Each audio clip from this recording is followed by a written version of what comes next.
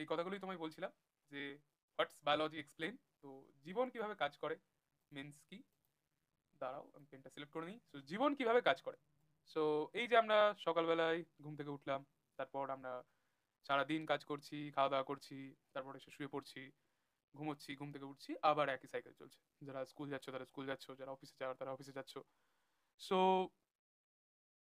এই গোটা সাইকেলটার ভেতরে আমাদের শরীরের মধ্যে কিন্তু অবিরত কিছু ঘটনা ঘটে চলেছে, কিছু জৈবিক প্রক্রিয়া ঘটে চলেছে, যেগুলোর জন্য কিন্তু আমরা সেই কাজগুলো করতে সক্ষম হচ্ছি। সেই জিনিসগুলোকে কিন্তু বায়োলজি এক্সপ্লেন করে। এছাড়া অভিযোজন এবং উদ্ভিদের শক্তি উৎপাদন। উদ্ভিদের শক্তি উৎপাদন, এই যে টপিকটা, এই যে পয়েন্টটা, এটা বলতে কি বোঝায় বলতো? উদ্ভিদ, আমরা কি জানি, উদ্ভিদ সূর্যালোকের উপস্থিতিতে ক্লোরোফিলের সাহায্যে কি করছে, সালোক সংশ্লেষ করছে, এবং সালোক সংশ্লেষ করে কি তৈরি করছে, শক্তি তৈরি করছে। যে শক্তিটা কিন্তু আবার উন্নত প্রাণী লাইক আমরা সেই শক্তিটাকে নিচ্ছি। বা কেউ কারা নিচ্ছে, যারা তৃণভোজী প্রাণী। আর সেই তৃণভোজী প্রাণীদের কারা খাচ্ছে, মাংসাশী প্রাণীরা। এইভাবে কিন্তু শক্তির ট্রান্সফার হচ্ছে।